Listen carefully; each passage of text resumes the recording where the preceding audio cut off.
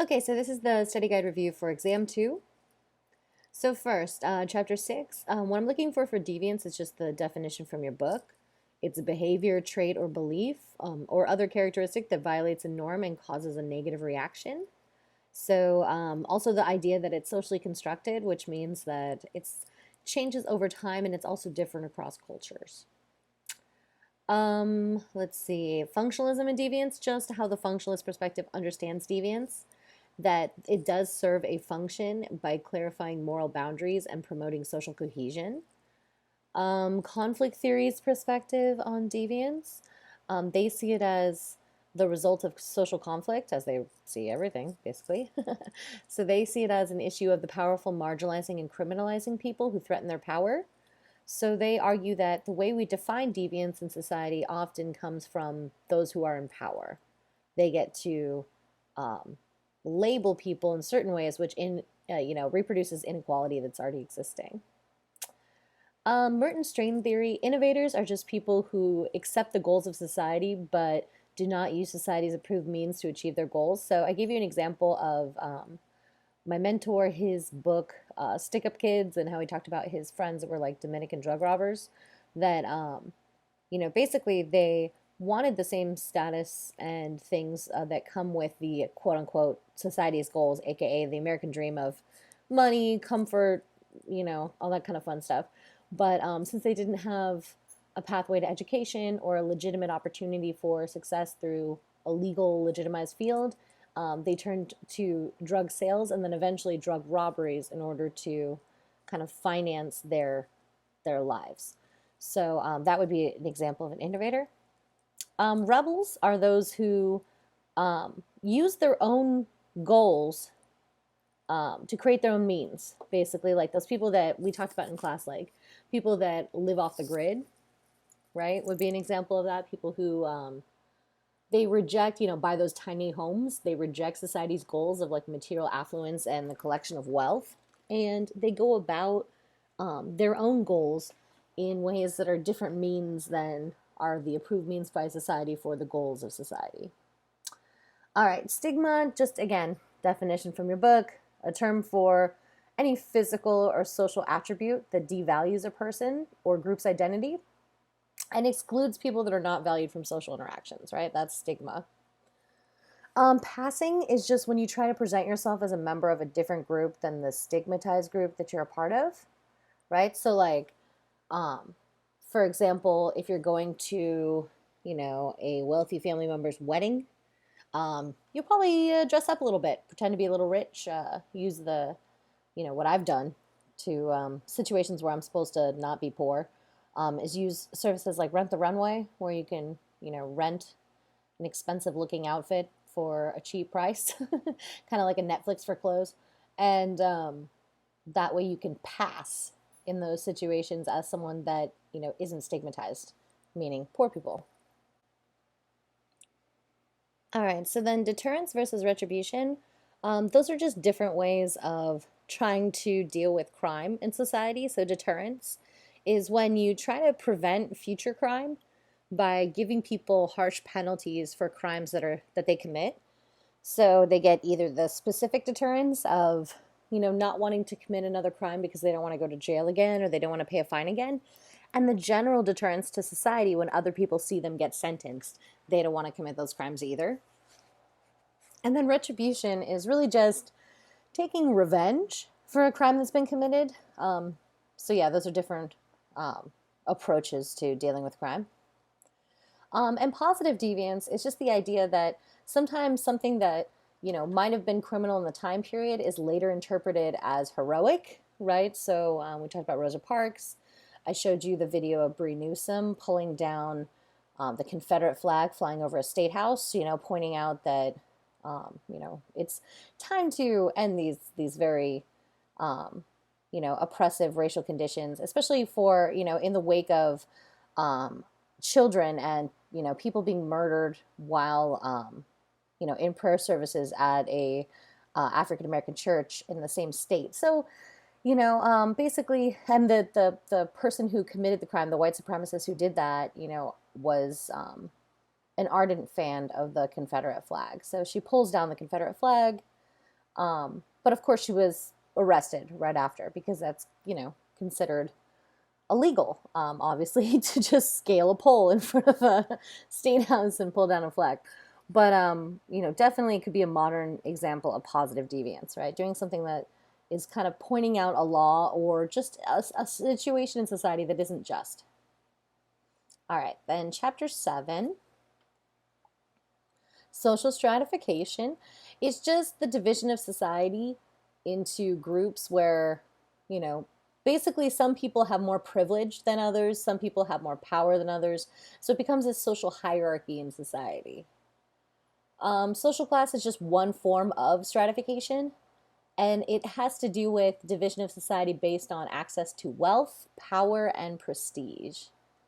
Intersectionality is the concept that identifies how different categories of inequality, such as class, race, and gender, overlap. Weberian theory, just the idea that it's not just the owning the means of production in the Marxian view of social class inequalities. Weber argued, or I guess Marianne Weber argued that also this issue of wealth and prestige also have an impact on people's understandings of the relative status or social class of individuals. Has not just to do with how much money they have, but also their wealth or prestige, right? So we talked about how wealth can be something that's inherited. So someone might not have worked a day in their entire life, so they're not getting their power through their working roles, right? They get it from just basically having a trust fund, right? Or prestige. There's some people that they might not be wealthy, but they are very popular, either artists or characters or people of that nature, that they become well known and they get a sort of power in society from that prestige. Also, certain jobs have more prestige levels connected to them, which the book discusses as well. Let's see, what's the next one? Cultural capital is just the skills, knowledge, and habits that can help you gain advantage in society, right? So like we talked about, being a first generation college student, you don't have cultural capital. But if you are a second generation or third generation college student, like your parents or your grandparents went to college, then you probably had someone help you through the process, which means like that would be somewhat of an example of cultural capital, like knowing the expectations, habits, skills, those kind of things to navigate the world of school. Structural mobility is when structural changes in society cause a large group of people to change their status. So, for example, we're going to watch a film about it kind of later on, but this idea that when there was a lot of prosperity that came about, post World War II, that caused a lot of people to move into the middle class. That would be structural change, right? Structural mobility, because the opportunity structure changed, allowing for higher paid union wage jobs that push people into the middle class. Another example of structural mobility would be the recent recession, where a lot of people lost their jobs, lost their homes, lost their pensions, maybe if they were connected to the stock market, which pretty much all of everyone's retirements are. That would be a structural change where a lot of people lost their homes, lost their whatever, so they moved down a social class because of the change of structure in society, right? Not because they were like, how about I'll throw away my entire retirement, right? Or maybe I'll just quit my job. It came from the society itself changing, like the nature of the economy changing. Cultural poverty is that argument, or at least the ideology of the culture of poverty says that the poor have just learned to be poor, that they learn attitudes that make them remain poor, and that basically they accept their fate, that they're not going to be able to get into a better status, so they just give up. In reality, this theory has been rejected by pretty much all empirical research, right? The research that has looked into this, like how does this pan out, they've found that that's largely not the case, right? And also the theory was largely rejected for having racist undertones, because he was pointing this culture of poverty at certain marginalized groups and saying, oh, they just don't care about being poor. It's not that there's structural barriers that keep them poor, they just don't care about being poor, right? So, basically this argument that they just have learned to be poor, so even if they were given money and opportunities, they wouldn't take them, right? That's the culture of poverty argument. which you'll hear a lot of in the culture still today, even though there's no research to back it up. Absolute versus relative poverty, or as they call it, deprivation. It depends on how your textbook labels it, same diff. So absolute deprivation is when you can't meet minimal standards, like you don't have food, you're starving, you don't have shelter, you don't have clothes. That would be absolute poverty or absolute deprivation. And then relative poverty, relative deprivation is when you're poor compared to the standard of living of other people in your culture, right? So we talked about this a little bit, like not having air conditioning, not having a car, not having a cell phone would be considered relative poverty or relative deprivation, but it would definitely not be absolute deprivation because you can still eat, right? If you still have food, if you still have shelter, if you still have clothing, then that's a whole different measure of poverty, right? All right, moving on to chapter 9. Again, definitional, sex versus gender. Sex is the biological category. Gender is the behavioral or personality traits that we consider normal for men and women. Constructionists believe that gender roles come from the social construction of society, meaning that we make gender kind of culturally specific and that we learn it through our primary agents of socialization. Let's see, gender identity is just your self-definition of your gender, right? Your internal sense of your gender. Sexual orientation is your inclination to be one of those labeled categories of sexuality, like homosexual, heterosexual, bisexual, asexual. It was really interesting, actually. Yesterday, I was hanging out with some friends of mine, and I heard the term heteroflexible, which I thought was interesting. But anyway, these terms are pretty static, and then there's a proliferation of other identities that go past the basic, heterosexual, homosexual, bisexual, asexual. But those are like the general categories that we've accepted over time. Kinsey's research really was just looking at how, he assumed that human sexuality was far more diverse than what we thought it was in the culture. So he did like the largest, most comprehensive study of American sexuality at the time. And he created this scale of sexuality, which is kind of one of the first examples of queering the binary, right? Like challenging the idea that you are this or you are that, but that somewhere you might be somewhere in between, right? And what he found is that, that sex tends to be this continuum instead of a binary, right? With sexuality. People's desire tends to fall somewhere within the range and not at the polar opposites. And that a lot of people rated themselves as either having some sort of same-sex contact or desire via the Kinsey scale. All right, when it comes to homophobia, that is just a fear of or discrimination toward homosexuals or towards any individual who displays gender inappropriate behaviors. So it's still kind of homophobia when people bash trans people because they're really just afraid of someone's representation of gender that they don't understand, right?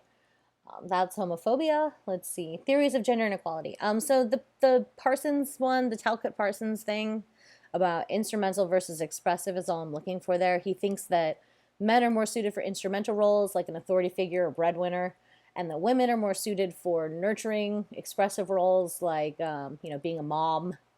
And that he thought, because he was a functionalist, that gender-specific roles could help the functioning of society. Gender socialization is the idea that it's not something we just learn at one point. It's a lifelong process of learning to be masculine or feminine within a specific culture. And then it typically happens through those 4 main agents of socialization, right? Our family, schools, peers, media. All right, feminization of poverty is just the fact that women are more likely to live in poverty than men. And largely this is the result of the gender gap in wages, the fact that women tend to, predominantly outpace men in single parents. And, the cost of childcare on top of already being a single parent can be very, difficult, which causes a lot more women to slip into poverty. All right. Chapter 8. All right, so this idea of race as a social construction, it's just basically everything on that slide that we talked about.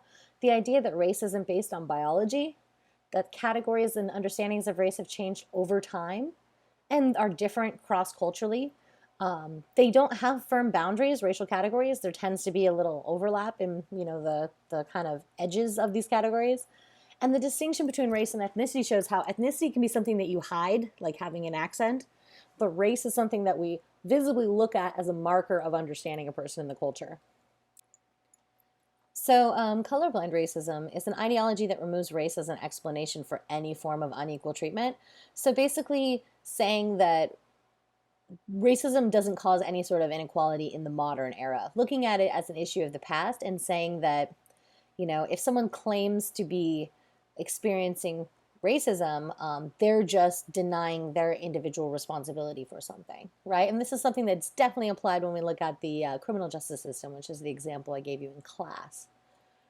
Prejudice is basically when you apply ideas about characteristics about a particular group that are applied to members of that group. So you have these certain ideas that these people do this, and therefore you see one person from that group, you apply it to that individual, but you also see any individual do something, you apply that action to the entire group, right? So prejudice is just basically stereotyping and having negative assumptions about people that has nothing to do with their individual merit. It has everything to do with their racial grouping or their gender grouping or whatever it is, their label, their category, right? So that you look at them negatively based on that. Discrimination is basically when prejudice becomes action. So prejudice is more thoughts and discrimination is action, right? So discrimination is often motivated by prejudice and can be individual or institutional, right? So discrimination can either be something that's coming from a person or coming from a social institution. And it's basically just unequal treatment of people based on a certain social group that they're a member of. Institutional discrimination is the systematic discrimination carried out by social institutions that affects all members of a group who come into contact with it. So a good example of that institutional discrimination would be the criminal justice system and how it disproportionately affects brown and black people at basically every point of entry to the system, right? When it comes to stops and searches, when it comes to arrests, when it comes to, which people are actually detained and charged, when it comes to, the sentencing levels, right? These things are all very unequal in their operation. Something, again, if you take my crim class, we'll get into more in depth. But, institutions themselves often, because they were built with certain racist ideologies or sexist ideologies or, certain ideologies from the past, they are imbued with those values within those systems. Right? So that often there's inequality built into the structure of our institutions. And we put a little amendment here, a little band-aid there, but it doesn't change the unequal structure of those institutions. Conflict theory studies race by focusing on struggles for power and control, and by really looking at how it's linked, issues of race are very strongly linked to economic issues, where people of color are more likely to be poor. And so they also look at that as that kind of struggling for resources that, their economic argument overall looks at.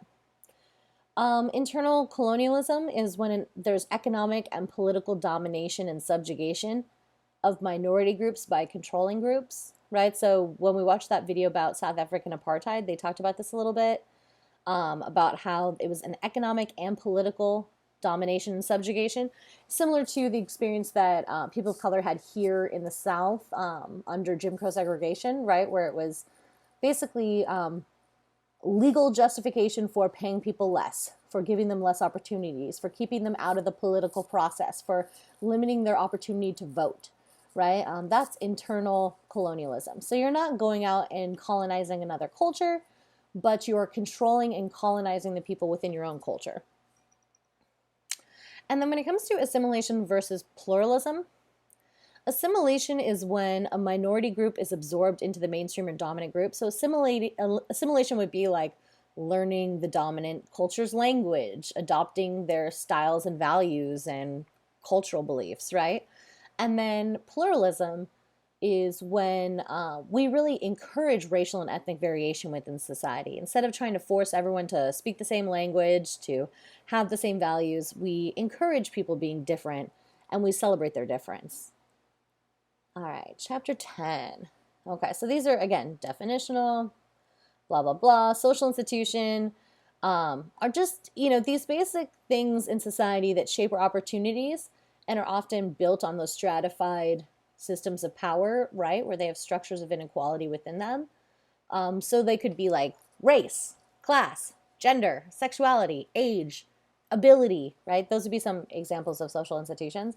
So they are not physical buildings like other kind of institutions that we think of, right? It could be religion, the family, right? Those kind of things are social institutions. So often they are built on stratified systems of power. So, for example, the family has a very patriarchal slant in our culture, right? Where we say that just like patriarchy, the assumption that men should be dominant over women, we have the family structure that's based on that patriarchal belief, right? Where the man is the head of the household, the king of the castle, the female, the wife is supposed to, you know, defer to him in decisions and making and those kind of things in a very traditional way. And that the children are supposed to defer to both parents, but everyone defers to the husband, right? He's the king of the castle. That would be an example of how patriarchy itself has affected the structure and understandings of our cultural values of the family, right? So social institutions definitely shape what opportunities we have, and they're definitely built on those unequal things we have in the culture already. Politics, same thing, definition from your book, policy-related attitudes, and they're really just methods and tactics to try to influence government policy towards something that people want. The power elite. Just C. Wright Mills' argument that there's a small group of people that have a lot of power in society and that they get to make the most of the decisions that affect all of our lives. And they're basically composed of the powerful military, political, and government elites. So the majority of them make the majority, or the very small minority of these people make the majority of the most powerful, important decisions in our culture, locking the rest of us out. Charter schools are just, again, definition from your book. I'm going to show you a clip about that in class. They're public schools run by private entities that supporters argue give parents greater control over their children's education, though critics argue that because they're private entities, they don't have the same kind of oversight as public schools do. And in a lot of cases, they're kind of scammy and they fail. So we'll get into that in class.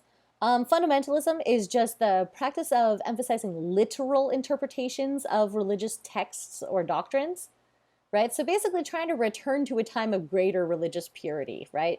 Assuming that a religious doctrine is the word of God, right? So there's fundamentalism within every religion. People that basically believe it to an extent that's ridiculous. And so that often coincides, like we talked about, with violence or with, kind of a lack of reason when it comes to those issues. And then when it comes to extrinsic versus intrinsic religiosity, extrinsic religiosity is just your public display of how religious you are. And your intrinsic, obviously, is your internal, right? Your inner religious life or personal relationships with the divine.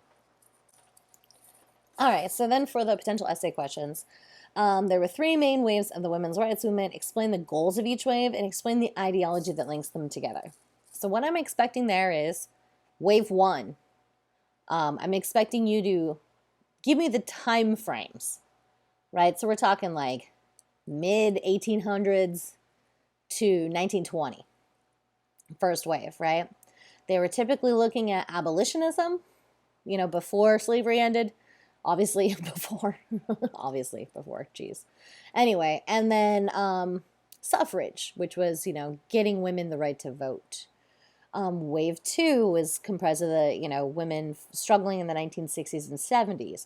They focused mostly on just getting women equal representation within politics, within education, within the world of work and employment, and really just giving women opportunities that they'd been systematically locked out of before because of those kind of patriarchal systems, right? So giving women access to their own bank accounts, expanding women's access to contraceptives, to contraception, and to abortion, right? Giving them control over their own reproductive cycles, their own bodies.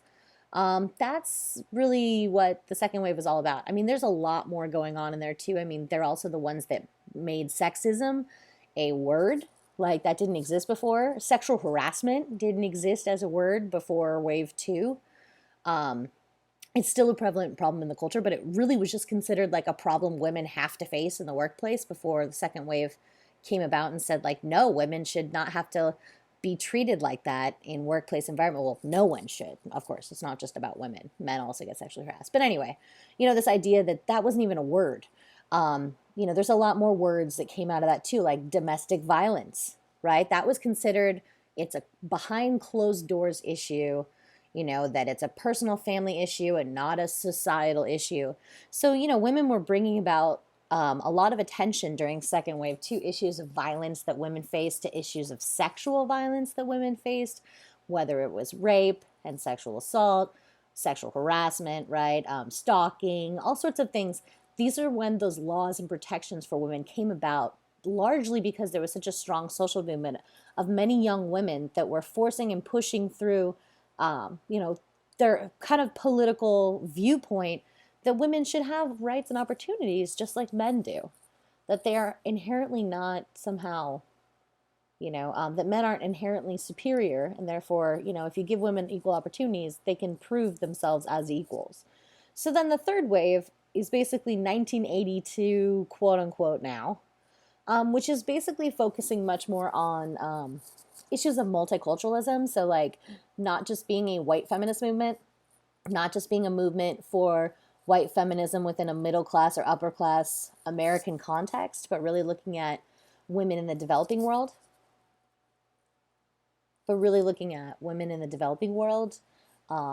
Places all over the world where women are facing a lot of issues, and how they're connected to the cultures here as well. Looking at issues of gender as its own construct and problem, really grappling with issues of sexuality and expanding these kind of things. So if you think about out of feminist theory, we've gotten masculinities research, we have queer theory, a lot of those things kind of pop out of this, this ideology. And so this third wave was really more about trying to, really understand the oppression of everyone and how it's linked, really looking much more deeply at intersectionality and trying to understand that women are not a monolithic category, right? Women are going to have different experiences depending on their social class, depending on their race, depending on their sexuality, depending on their ability, depending on their age, depending on what region they live in, what time period they live in. All of these things are going to matter, right? And so not just seeing women as all women this or all men that, but seeing it as, we're very diverse people that have overlapping interests, but oftentimes, our viewpoints come from our specific intersections. And then the ideology that links them all together, all I'm looking for there is feminism. Feminism is the ideology that links all three waves of the women's rights movement, which says that women should have the same rights as men, right? The same political, social, and economic rights. That's it. That's all feminism is. It's not a scary thing that's coming for you. Anyway, second one, in response to the film Misrepresentation, what is one step you can take to change the way media portrays women and girls? So this is something that I want you to look at. I want you to be thinking about how could you do something personally, and how could something be done as a community? So here, I can't really give you a specific answer because obviously it comes from yourself. But what I'm looking for is just something individual, like you could boycott stuff, right? You could write letters. You could promote media literacy, right? There is a lot we can do as individuals. But like they said in the film, the biggest thing we can often do is, pick what we actually pay for, right? Like look at what we're buying and make sure that we're not supporting media systems that oppress people, right? We could also, like they talked about in the film, you could make your own stories. You could fight back against the stuff. You could support more independent media, whatever it is, right? Basically, I want you to be thinking about how you can do something, right? Because we can. We're all individuals and we all have agency. We all can make a positive difference in our own lives. And then how can we change portrayals as a community? That's a bigger aspect. So think of it as a social movement wise, right? What needs to be done to make that happen? In the film, they gave, some examples, or actually that was the other video clip, the Jane Kilborn clip, where she talked about how that 14-year-old girl launched a petition to 17 magazine to get them to limit their use of Photoshop, and because of that success, they actually got rid of it completely within the magazine, right? How those that organization coming from a 14-year-old, right, mobilizing a lot of other girls, was an important way to change how those portrayals are seen, especially to young developing women, that it can affect their self-worth and self-esteem to see these fake images of fake people that they can't aspire to be, right? So, I'm really looking for you to think there, like, do we do big divestment campaigns? Do we just, organize people around better representations? Like, what do we do? Right? I'm looking for your input there. So it's not necessarily a right or wrong. I'm just looking that you're answering both parts of that, either as the individual or as a community. All right, so this is it. Hopefully this helps you.